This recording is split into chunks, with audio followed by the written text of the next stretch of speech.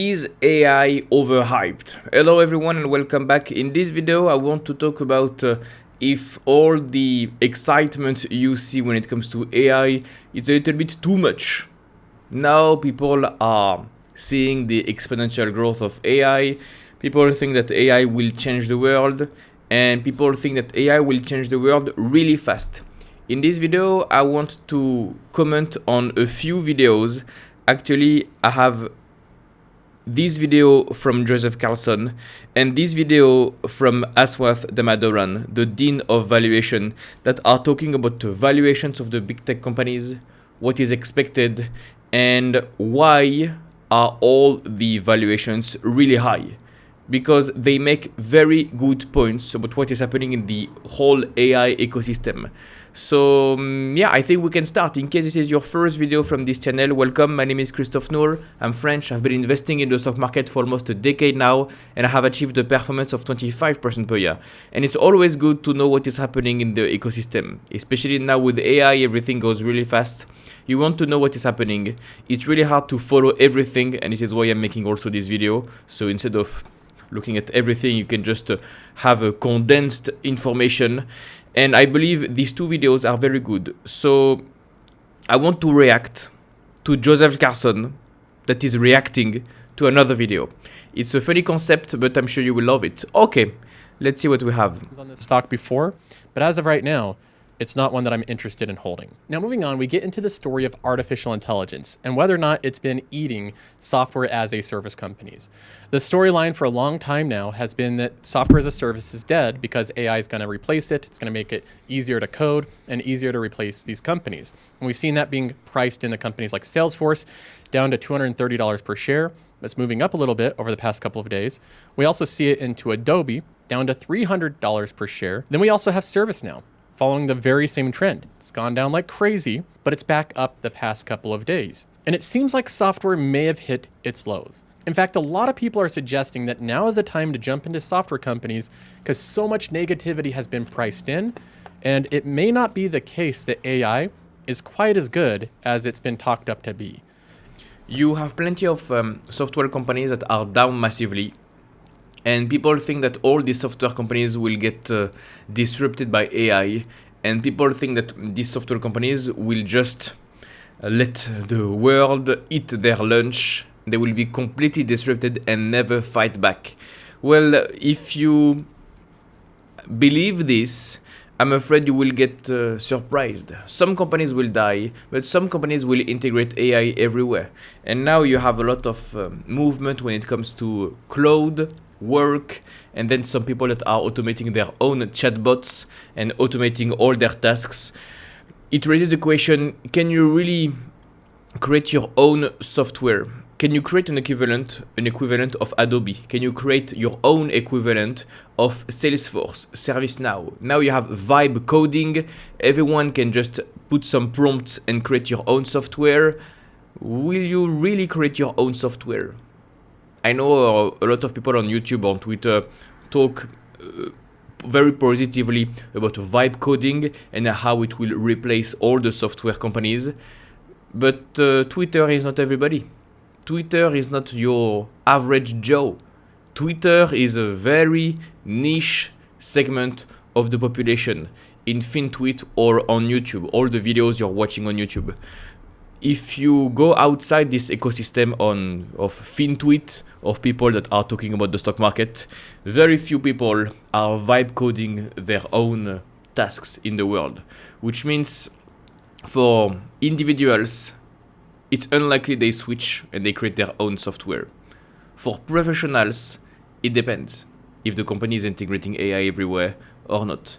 You have plenty of stories now that people are switching from Salesforce to creating their own CRMs, and plenty of stories that people that say it's impossible to replace Salesforce. We've been using Salesforce for 20 years. Now we are at an extremely lucky position at a very good valuation for all the software companies. And the only question you need to ask for 2026 is the company being disrupted, or is the company integrating and monetizing AI? If you don't know, it's okay. It means the company is not inside your circle of competence. But if you really understand the ecosystem, the software company, and if you can answer this question, whether the company is dying or fighting back, you will get great deals. And I'm seeing great deals at the moment in the software industry. Now we are entering a year where some companies will collapse. Some companies will integrate and monetize AI very fast. They will ramp up monetization really fast. You have some companies that implemented some things, some companies that announced new plans, pricing models, credits, etc., etc., price per task. Yep, they are fighting back, but not everybody. So it's a very interesting year. And with vibe coding, it seems like people are expecting the world to massively change in 1 year or two. The point that Joseph Carlson wants to make is maybe it will take longer than this. Maybe AI will change the world, but not now. Maybe in the future. It's similar to what we had for electric cars. I remember very well in 2020, 2021, people had a lot of hype when it comes to EVs. You had the NIOs, Teslas, BYDs of the world that were delivering great numbers, and people expected the market share of electric vehicles to grow and grow and grow and grow. And now it is no longer the case. All the car companies are backing down, scaling down their EV operations. Ferrari plans to deliver fewer electric cars. You have China that has eaten all the competition. Tesla has stable deliveries. Tesla has a sales profile, profits profile that is not in a good shape. So the hype was great in 2020, 2021, and then everything slowed down. It took longer than expected. And I remember, because I was a shareholder, and I'm still a shareholder of AutoZone. AutoZone is a company that sells auto parts if something is broken for your car. And there was this great worry that EVs would replace normal combustion engines. So that's fewer auto parts. So AutoZone will suffer, because if the world is electric, you will sell fewer parts, so the revenue will decelerate for AutoZone. Guess what? People sold AutoZone because of this reason. Guess what? The EV changing the world narrative turned out to be false. And EV, electric vehicles, this is something for the future, but not for the near future.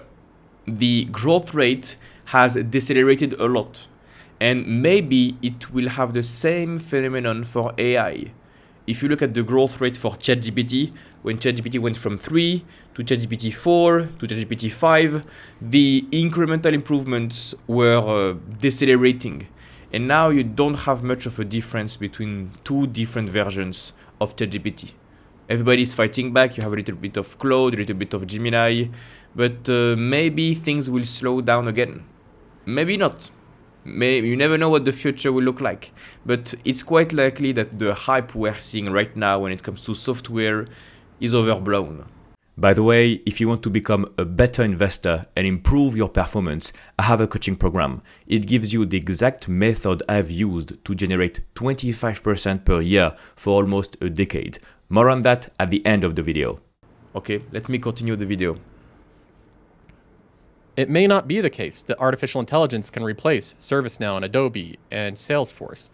And in fact, that storyline may be dramatically overstated. One person that's talked specifically about this issue, I think in a very elegant way, is actually Ben Affleck, the actor. Here's a minute-long clip, which I think is the most interesting, of his take on why artificial intelligence may not be everything it's talked up to be. For example, if you try to get ChatGPT or Claude or Gemini to write you something, it's really shitty. And it's shitty because by its nature, it goes to the mean, to the average. And it's not reliable. And I just can't even stand to see what it writes. Now, it's a useful tool if you're a writer and you're going, what's the thing? I'm trying to set something up, or somebody sends someone a letter, but it's delayed 2 days and it can give you some examples of. The first thing he points out is that it's not a good writer. And in fact, he seems repulsed by the results he gets. When he's looking at AI stories, and he has a visceral repulsive reaction to how bad the AI writing is. And I agree with him. Every time I see posts on X or different things that are clearly written in AI, they all just sound the same. You can just tell it's AI. There's something about the sentence structure and phrasing. Now imagine that trying to write a whole movie script. It would just be awful, repulsive, like Ben Affleck says it is. And this is the best that AI has right now. But he goes on continuing to explain why he thinks that it's just a bit overhyped. I actually don't think it's very likely that it's going to be able to write anything meaningful, and in particular, that it's going to be making movies like from whole cloth, like Tilly Norwood. Like, that's bullshit. I don't think that's going to happen. I think it's not. I think it turns out the technology is not progressing in exactly the same way they sort of presented it. And really, what it is going to be a tool. Just like sort of visual effects, and yeah, it needs to have language around it. You need to protect your name and likeness. You can do that. You can watermark it. Those laws already exist. I can't sell your picture for money. I can't. You can sue me, period. It kind of feels to me like the thing we were talking about earlier, where there's a lot more fear because we have this existential dread. It's going to wipe everything out. Right. But that actually runs counter, in my view, to... I see that all over the place. This existential fear of AI. Listen to what he has to say on this. what history seems to show, which is adoption is slow, it's incremental. I think a lot of that rhetoric comes from people who are trying to justify valuations around companies where they go, we're going to change everything. In 2 years, there's going to be no more work. Right. Well, the reason they're saying that is because they need to ascribe a valuation for investment that can warrant the capex spend they're going to make on these data centers, with the argument that, like, oh, you know, as soon as we do the next model, it's going to scale up, it can be 3 times as good. Except that actually ChatGPT-5 about 25% better than ChatGPT-4 and costs about 4 times as much in the way of electricity and data. So those, when they say that's like plateauing, the early AI, the line went up very steeply, and it's now sort of leveling off. I think it's because, and yes, it'll get better, but it's going to be really expensive to get better. The way I see the technology and what it's good at and what it's not, it's going to be good at filling in all the places that are expensive and burdensome and they make it harder to do it. And it's always going to rely fundamentally on the human artistic aspects of it. He's dead on. I agree with basically everything he said.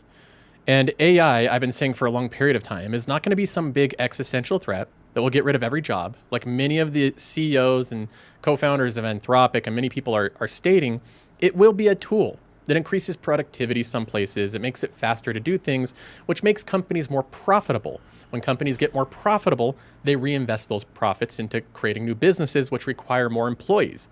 Profits are a good thing because it expands the market. It expands companies. It expands capital allocation and risk capital. And that's exactly what Ben Affleck is highlighting here. The AI narrative continued to have a difficult week this week. We have another big personality. This is someone that's completely different than Ben Affleck. And Okay, let me add some comments here. By the way, I don't agree with everything that has been said here.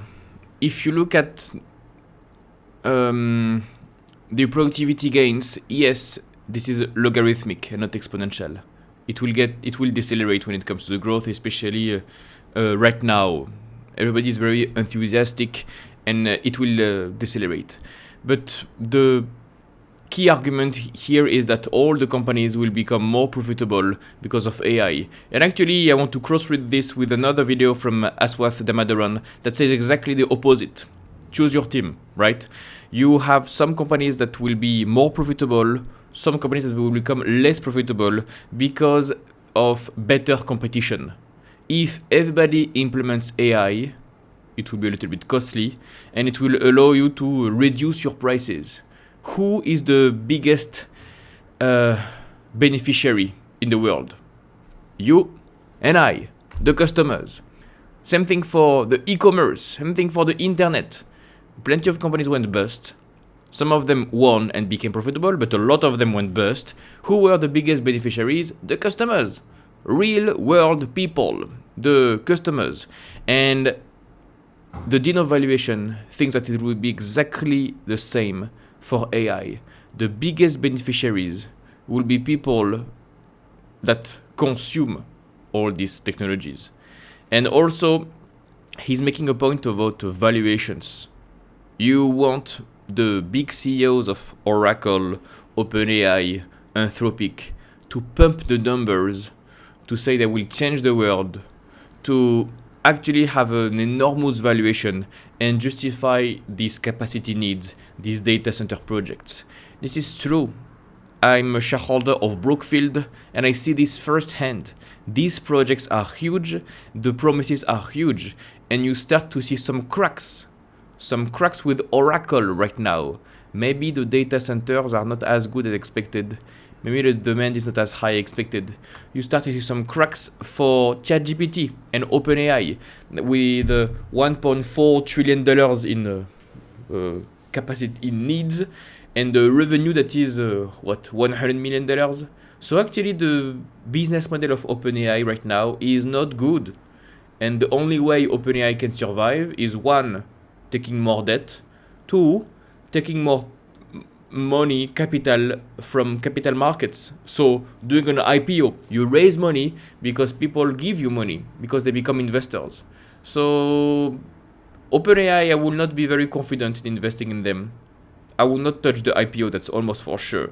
If they go public, I think it will be extremely risky for them, because when you file for an IPO, you have an S1 document, you have to open your books, you have to show your accounting tricks, and you will not be able to lie anymore. People can see your books.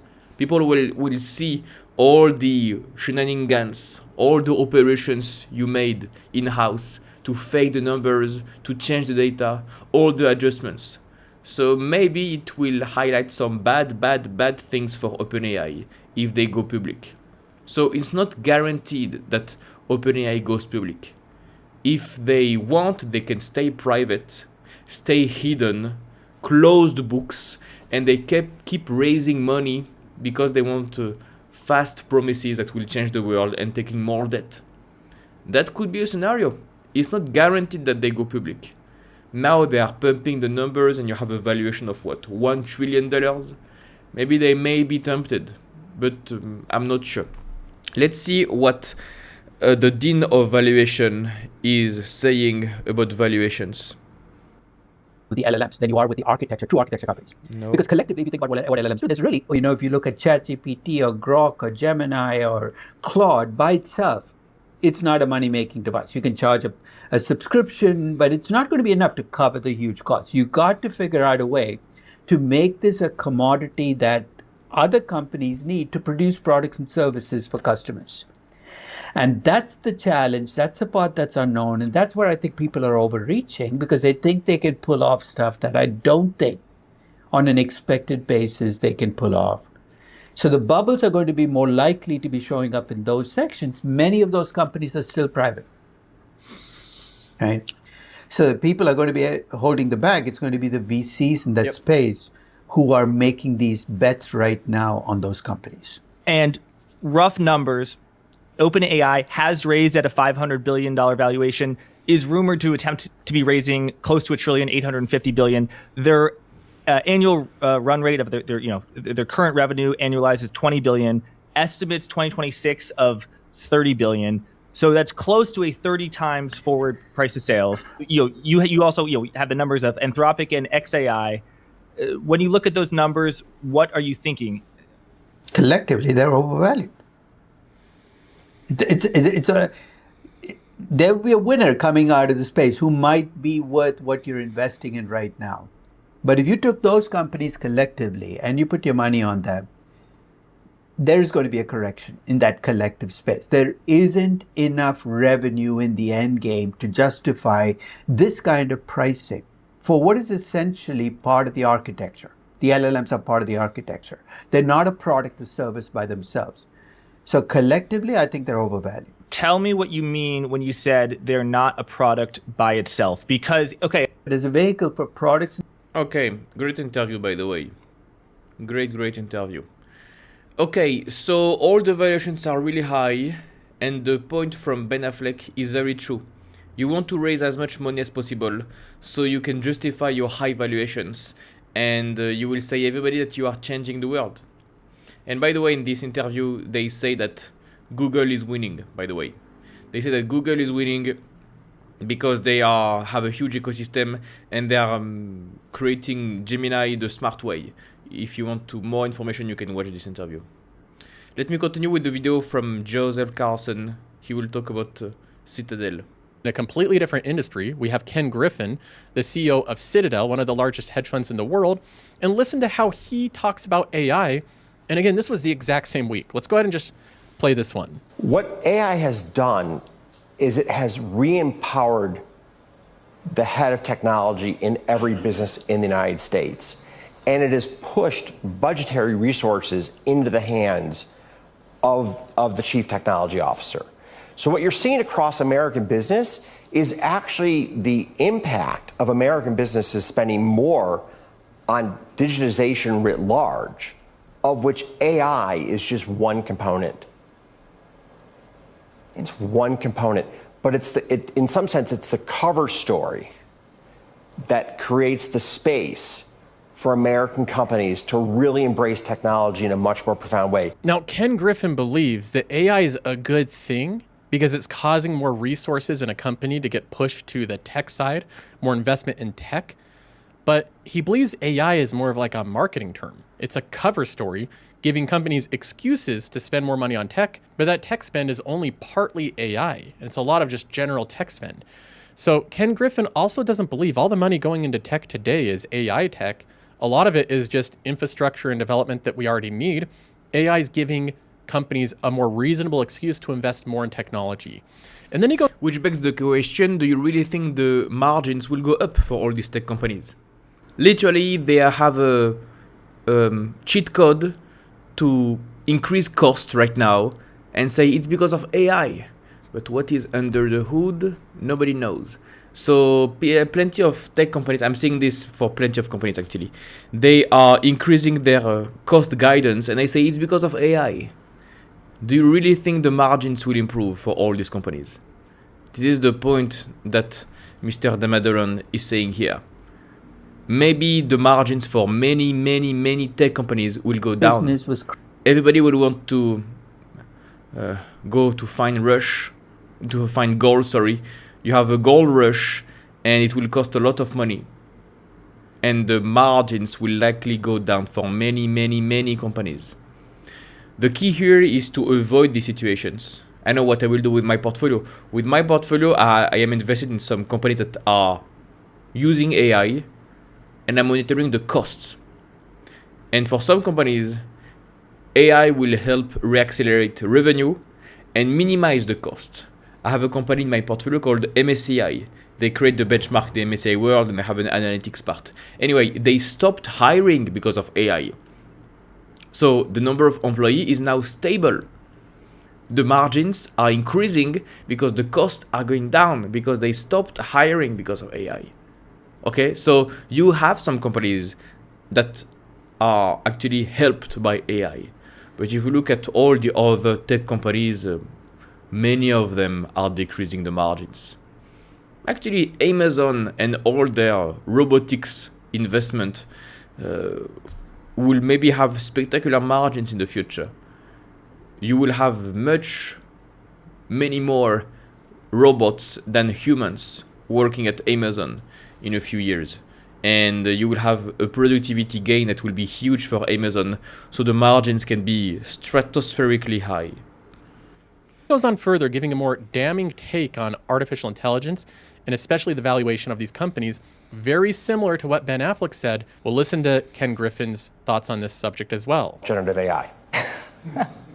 But does that mean that the productivity boost from generative AI is still to come? How quickly will it come and how big will it be? I mean, are you in the camp that, as Dario Amodei says, half of all entry-level white-collar jobs will, be gone in the next 5 years? Is it that kind of change, or is it more incremental? Put yourself in his shoes. How much money does the AI community need to raise over the next 5 years? A lot. Right, data center spend in the United States this year, over $500 billion. Like over $500 billion, okay? You're not gonna generate this kind of spend unless you're gonna make a promise you're gonna profoundly change the world. So is it hype? Of course. So AI will not profoundly change the world. How else are you gonna get people to write $500 billion of checks just this year alone, right? There needs to be a level of AI is your savior almost. And the question is, where will AI land in productivity gains at the end of the day? In certain areas, we know it's going to be profound, whether it's call centers, whether it's helping to improve the productivity of software engineers. But in a number of white-collar jobs, there was a recent Harvard paper on this. They called it AI work slop. That it looks good, but if you sort of peel back the onion, the substance isn't there. That's exactly what Ben Affleck just said about... Okay, sorry for interrupting Joseph. Speaking about productivity gains, actually, you have to know now that you are watching my channel. We are a channel of stock pickers, so everybody picks their own stock here. We don't invest in ETFs, we don't invest in big indices all over the world. We pick our own stocks. For you can check for your own portfolio if you have productivity gains. For example, Aswath Damodaran in this interview talks about the Magnificent Seven companies and how they are integrating AI everywhere. And he takes the example of Facebook, Meta here, and he says, if AI allows people, customers, to spend more time on Facebook, more time on Instagram, they will see more ads. So if you invest billions and billions of dollars in AI, but at the end of the day, the conclusion is people scroll more, people stay more in your platform, that's worth it. That's more, you will have more ads, more visibility, more revenue. This is the kind of productivity gains you want. So you can compare the investments, the cost, the capex from Meta platforms, and the gains. The revenue reacceleration, number of ads being shown, number of ads being shown by customer, how many hours people spend on Instagram or Facebook or WhatsApp or anything. And you can see if this is working. You can make this exercise, you can do this exercise for all the companies you have in your portfolio. Going back to this video. Onion, the substance isn't there. That's exactly what Ben Affleck just said about AI writing movie scripts. It's basically like a slop version of a movie script that Ben Affleck is repulsed by. He physically just says it's terrible. There's a lot of that type of thing going on now, where if you don't have human ingenuity and human thought centered around the product, then the product or the work that these employees are doing is going to just look like AI work slop. Just a bunch of AI, ChatGPT versions of stuff that you can immediately tell goes to the mean.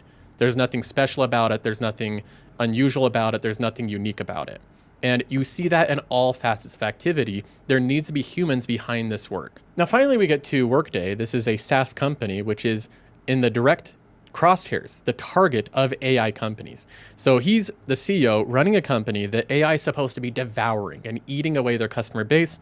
And here is his response to it. To be honest, Becky. By the way, now the video you are about to watch is biased. Obviously, he is the CEO of a big software company. So obviously he will say that we are strong, we are the best, AI will not disrupt us. So be careful with what you're going to watch, but still watch it. There's a narrative out there in the market that's impacting our stock. And I think it's an overblown narrative, and it's not true. What's the narrative? There's a narrative that AI is going to disintermediate or displace mature software companies like us. Let me ask a simple question. If you were to start an AI company today, would you, as an enterprise, go and support a VC-backed, vibe-coded, HR platform, or would you rather partner with someone who has 11,000 customers, 65% of the enterprise or the Fortune 500, a 98% retention rate, and we have 75 million users on our platform today? This is not a platform that services a function in the company. It's across every single employee. And we have the most highly curated set of data when it comes to enterprises supporting their most critical assets, their people and their money. We are uniquely positioned to be one of the AI winners in the enterprise because of our incumbency, and lastly, because of the trust we get from our customers. Our customers aren't saying, Becky, they're replacing Workday. They're asking us, how can you bring more AI to market so we can build it into your platform? It's not bolted on. It's built into the fabric of our data. Of course, you may just call this sales tactics from the CEO. Yep. I want to make a few points here. Of course, he's the CEO of a big software company, so he will fight back. And one thing that is very true is trust. He says people will trust a big platform. We've been using the same platform for 20 years. We know it works well. You have a 98% retention rate, so it's working well. I have the example of Intuit to file your tax report. If you want to file your tax report, TurboTax, will you trust Intuit that you've been using for 10 years, or will you do it in-house with your own vibe-coded software that you just created or a friend created? I mean, for some people, tax is irrelevant. For some people, taxes is a big task. So, do you really want to trust a vibe-coded app for something really important for you? I don't think so. I think some people are willing to pay up to be 100% sure the taxes are fine. And this is what Intuit is doing for you. This is the best company on earth when it comes to taxes. They've been doing the same thing for decades and decades. They know exactly what is happening. You have been using this for 20 years. You know how it works. You know it's automated. They will implement AI so everything gets faster and more efficient. But you can pay up to use Intuit. Okay? It's about trust, reliability. Customers will hesitate and think twice before doing everything in-house. Now I want to add another comment, because this commentary from CEOs, many software CEOs, reminds me a lot of iPhone and BlackBerry. And you had some comments from old Microsoft CEOs. I think it was Steve Ballmer saying that you had an iPhone without keyboard, a phone without keyboard. What is that? I think BlackBerry, Nokia, Microsoft will completely crush iPhone, that will never get sold, etc., etc., etc. So iPhone and Apple disrupted everybody, but at the same time they were doubted by many CEOs. So I don't want my viewers to watch this interview from a CEO and say, "Oh, he's right 100%. There is no risk." In history, we have seen some charismatic CEOs that had a lot of confidence and they were still disrupted. Okay? So you can see the two sides of the coins. And I'm not telling you Workday is in a good shape or Workday is in a bad shape, because I don't know, you don't know, nobody knows. Okay? The only people that know are people that are working for Workday. And if you can answer this question for good certainty, if you have conviction in Workday, invest in a stock. You have an edge here. If you don't know how to answer this question, will Workday get disrupted or not, don't invest in a stock. This is also a reason why I'm not touching this company. And this is what I'm pointing out for the last 20 minutes of this video. If you have an edge, if you have conviction, if something is within your circle of competence, you can make a very appealing investment. You have very good risk-reward opportunities in the software space right now, but don't blindly follow what CEOs are telling you. Obviously, they will want to pump their stock price. Obviously, it's about ego, it's about pride, it's about their own stock options from employees that are bleeding cash right now. Obviously, they will say that they will fight back. But will they really fight back? You want them to see, AI implementation and monetization. So yeah, take this with a pinch of salt. This was my comment. But this is backed up by the data that he sees. The company continues to have a high retention rate and customer acquisition. And overall, when you are building a company, the last thing you want to do with your most critical data is give it over to some vibe-coded AI company where you don't know if that data is safe or protected or held to standard. So many of these incumbent companies, the larger SaaS companies, will continue to grow by their already massive lead. That's what's happened in most cases. Which brings up the question again, is now the time to finally buy SaaS companies?